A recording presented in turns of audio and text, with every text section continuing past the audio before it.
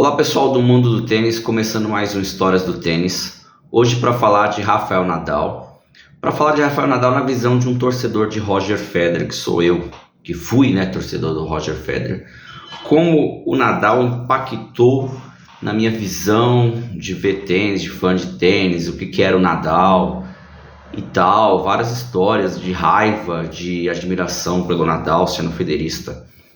Primeiro que quando o Nadal começou lá em 2004, eu achei que ele não seria nada, mesmo ele vencendo o primeiro jogo do Federer em Miami.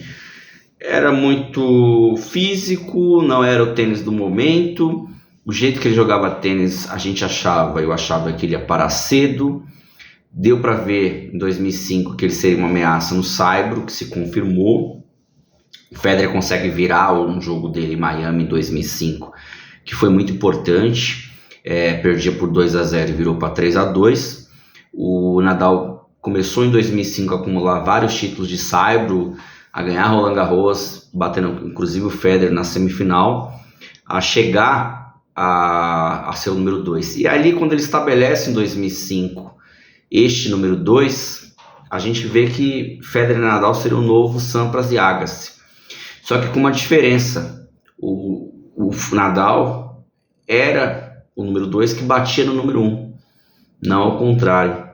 Em 2006 o Federer faz uma melhor temporada da carreira dele, só que ele não consegue vencer do Nadal no saibro.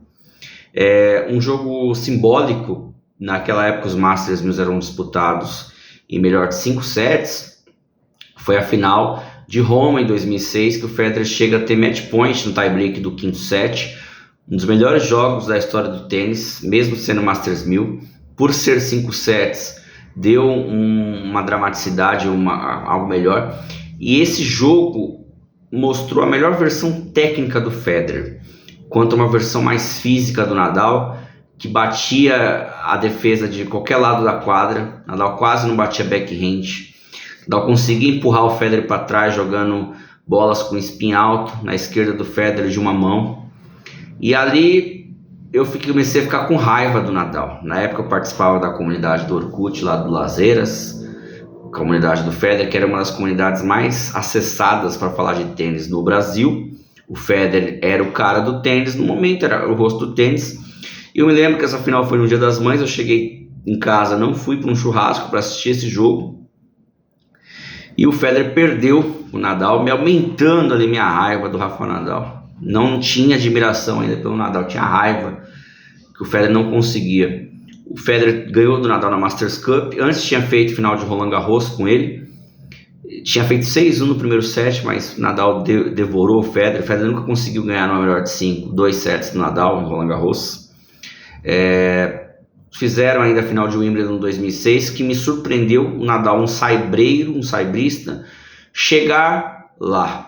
E conseguiu ainda tirar um set do quintal do Federer. Aí a rivalidade se estabeleceu, vários jogos em 2006. Em 2007 eu comecei a virar fã do Nadal, mas não fã. Eu comecei a admirar e respeitar o Nadal. Particularmente quando ele chegou no quinto set de 2007 na final de Wimbledon, que ele estava jogando melhor que o Federer. Só que ele claudicou ali no quinto set. E eu vi que o espanhol queria demais aquele torneio. Foi o pentacampeonato do Federer e ele queria demais. E 2008 ele conseguiu. Fiquei chateado por ser um federista e ver que a marca do 6º título consecutivo não veio. Pior, ou dizendo melhor, os dois me presenciaram com um dos maiores jogos de todos os tempos. Um dos 3 maiores jogos de todos os tempos, com certeza. Eu não vi a final de Wimbledon de 80 entre McIlroy e Borg, mas eu vi essa final e vi a final de 2012 entre Djokovic e Nadal.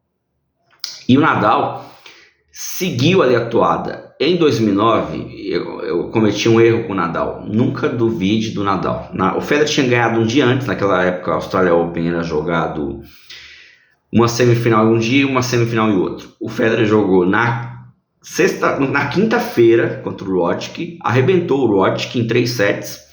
E o Federer tinha sexta, sábado e domingo para descansar.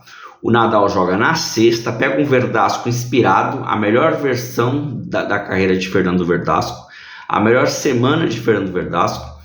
E o Federer e o Nadal, quer dizer, ganha em 5 sets. O que me levou a crer que era barbado. O Nadal saiu de lá morto de cansado e o Federer estava tinindo. Seria uma grande barbada, ainda mais não era saibro, era quadro de hard. Bem, amigos, Nadal demoliu o Federer mentalmente, vencendo ele em 5 sets, fazendo o Federer chorar ali no pódio, gerando uma das maiores fotografias do esporte de todos os tempos. Ali estabeleceu, pô, eu não posso odiar esse cara. Esse cara é o cara que vence o cara, né?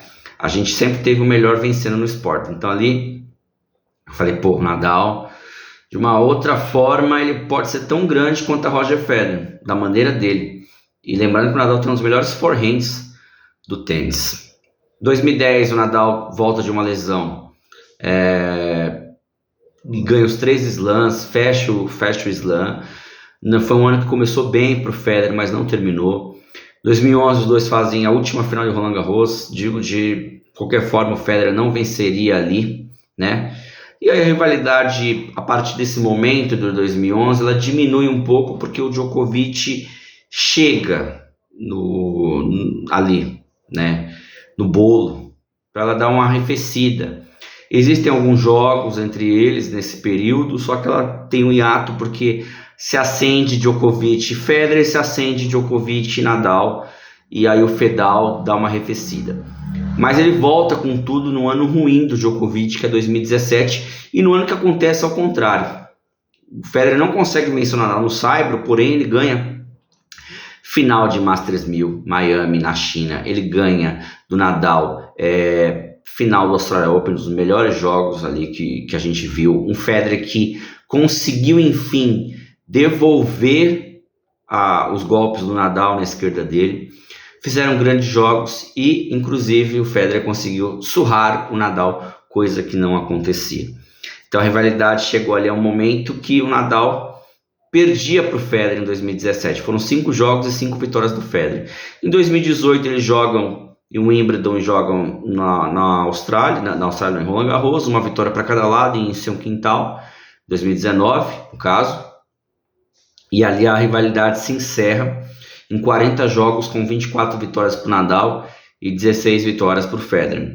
A carta que o Federer fez essa semana para o Nadal mostra bem o que é isso, acima de tudo respeito, acima de tudo admiração, e mostra que os fãs do Federer que em algum momento torceram contra o Nadal, torceram a favor do Djokovic para o Nadal não conseguir chegar nos recordes do Federer, mostram que o Nadal está ali, junto com o Federer, no panteão, e o Djokovic também, no panteão dos deuses do tênis, do panteão da era de ouro do tênis. O Nadal nunca será o Federer, porém, o Nadal será o cara que todo esportista de qualquer esporte tem que admirar. Obstinado, louco pelo esporte, não desiste, pode estar perdendo, dá a vida, dá o sangue por aquele resultado. Independente com o que ele está jogando, ele trata todos os pontos da mesma forma. Todos os adversários com o máximo de respeito e querendo sempre a vitória. Então, já passei de várias fases com o Nadal. Já fui da raiva, do ódio, da tristeza, para se tornar um admirador. Não torcedor, admirador de Rafael Nadal. E o Nadal deixa um legado que vamos estudar pelos próximos 10 anos, 20 anos, para sempre, que é o legado de nunca desistir, sempre persistir, no esporte e na nossa vida também. Beleza, pessoal? Um abraço, tchau.